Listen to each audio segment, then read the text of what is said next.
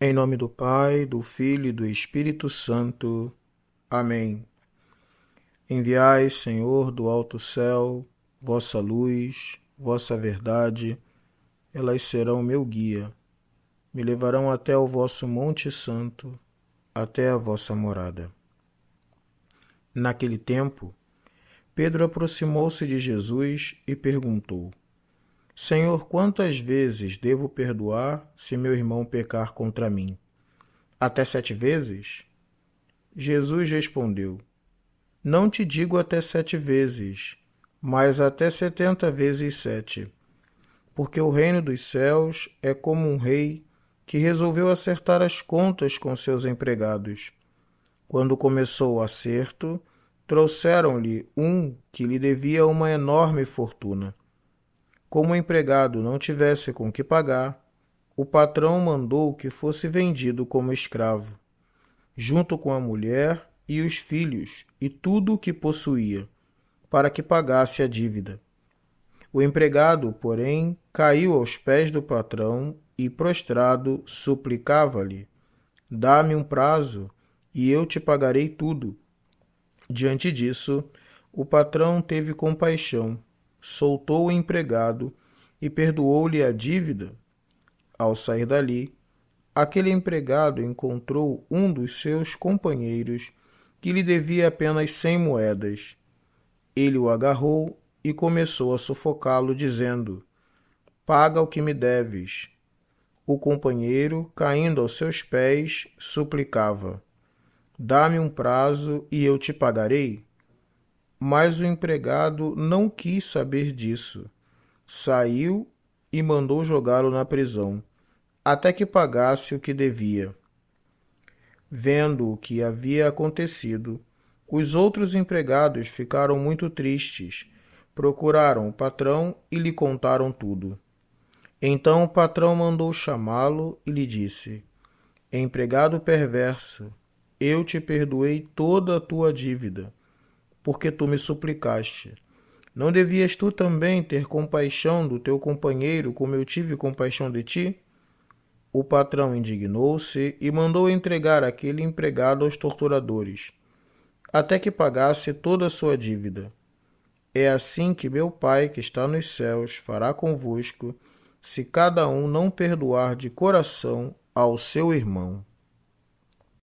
No Evangelho de hoje, nós vimos uma pergunta sobre quantas vezes devemos perdoar o irmão.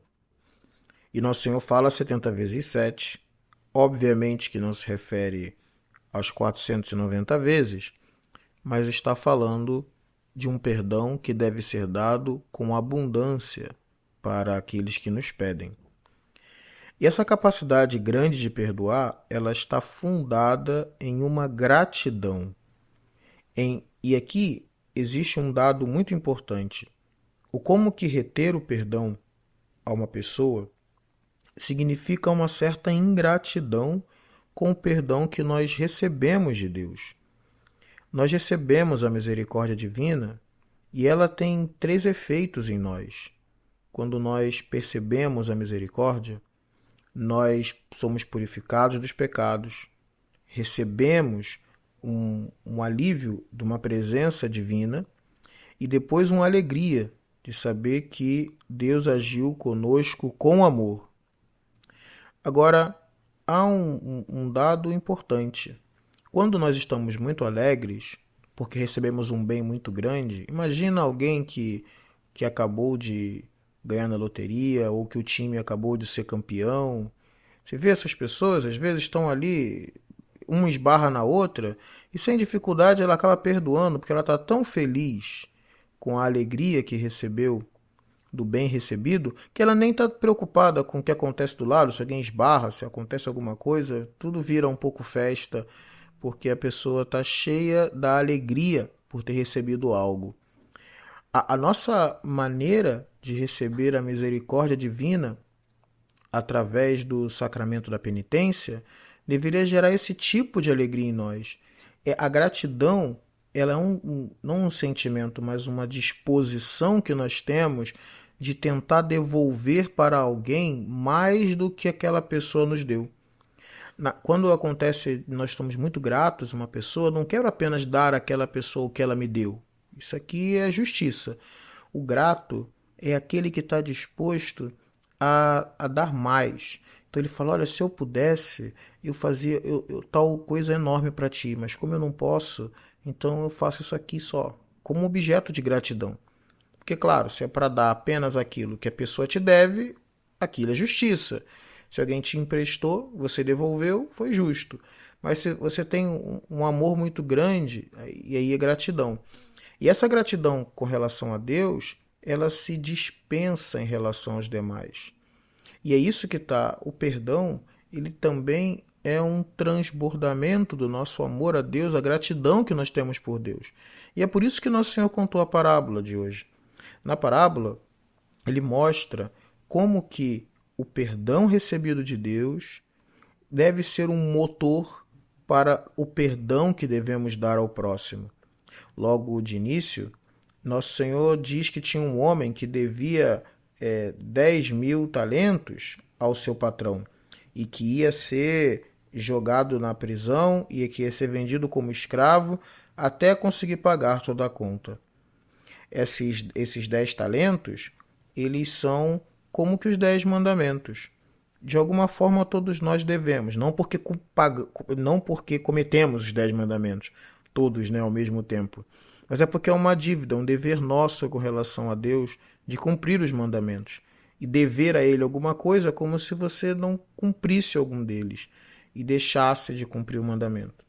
E aí é impressionante o que esse homem faz. Ele, olha, você vai ser vendido como escravo, vai perder tudo que você mais ama, que é a sua esposa, seus filhos e seus bens. E logo em seguida ele se prostra diante do patrão e ele suplica e ele diz assim, ele prostrado suplicava, dá-me um prazo e eu te pagarei tudo. São 3 coisas que esse empregado faz. Primeiro ele se prostra, que é uma imagem do que nós chamamos de contrição, que é quando nós percebemos que ofendemos a Deus com alguma coisa e estamos dispostos a quebrar o nosso coração para estarmos mais próximo dele. Então, isso é um ato de contrição que nós fazemos, que pode ser ou pelo medo da pena, como parece ter sido o caso desse empregado, né? Não foi ele que foi buscar o patrão foi até ele. Então, ele, com medo da pena, imediatamente já buscou o patrão. Isso é aquilo que a gente chama de atrição, que é quando você vai confessar ou porque quer comungar ou porque precisa tá com medo do inferno, por alguma coisa assim. É suficiente se confessar por essas razões, que a gente chama de atrição. E depois ele suplica, e aí essa súplica é o sinal da humildade com que nós devemos confessar. Confessar é dizer para o padre os pecados. Ele primeiro tem a contrição, percebe que fez alguma coisa errada, que ofendeu a Deus e que está em perigo. Depois ele suplica, ele fala de maneira humilde o que cometeu. No caso, o patrão já sabia que ele tinha cometido, ele não tinha dinheiro, por isso pediu um prazo. E depois ele diz, eu te pagarei tudo, que é o terceiro elemento, é o desejo de satisfazer o mal realizado. Olha, eu pretendo pagar, eu gostaria de pagar, só que eu preciso de um tempo. São 3 atos, contrição, o coração contrito e quebrado para que possa dizer a Deus que de fato está em erro. Confissão, que é dizer de maneira agradável, dizer de maneira humilde aquilo que fez. E, por fim, a satisfação, o desejo de desfazer o mal em relação a Deus. Esses são os 3 atos fundamentais para o sacramento da penitência. Quem pretende se confessar precisa ter esses 3 atos de contrição, fazer a confissão integral e também a satisfação, o desejo de cumprir a penitência que foi dada. O patrão, logo em seguida, ele faz mais do que ele pediu, não dá somente um prazo, dá o perdão, que é o que acontece conosco na confissão. Chegamos devendo 10 talentos e o nosso Senhor nos dá o perdão de todas as nossas culpas. E depois chega um amigo que talvez deve alguma coisinha, alguma ofensa que nos fez. alguma coisa ruim que nos tenha feito.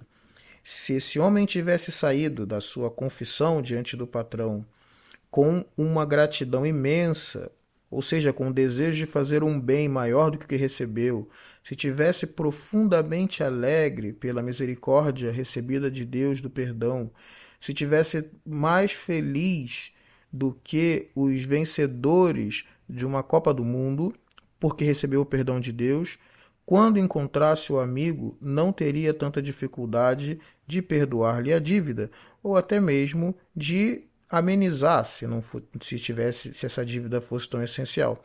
Mas não, ele simplesmente cobrou do amigo aquilo que Deus não cobrou dele. E aqui está uma motivação muito boa para que perdoemos as pessoas. Toda vez que alguns rancores, algumas raivas que acontecem conosco, que fazem muito mais, geram muito mais prejuízo para nós do que para os outros, a gente lembra do quanto que Deus já nos perdoou, lembra do quanto que devemos e a graça divina que já agiu em nós, e usamos isso para perdoar as pessoas, para perdoar aqueles que nos fizeram mal. Especialmente, perdoar às vezes antes mesmo que alguém nos peça perdão. Isso é importante, porque as divisões entre nós permanecem, as amizades permanecem destruídas, porque tem poucas pessoas com iniciativa de perdoar, mesmo quando não tem tanta gente com iniciativa de pedir perdão, porque quando nós concedemos o perdão a alguém, nós restituímos a amizade, restituímos o amor, restituímos a vida santa. E ao final, além de ter pessoas dispostas a perdoar, é fundamental que também peçamos perdão quando necessário. E digo isso especialmente àqueles que têm função de comando ou de governo. Uma coisa que é muito bonita, que eu ouvi uma vez, é que quando um líder tem hábito de pedir perdão pelas coisas que realiza, é sinal de que ele mesmo sabe que não está pronto. E é por isso que ele tem condições de ser melhor a cada dia. Que o Senhor nos ajude e nos dê a sua paz.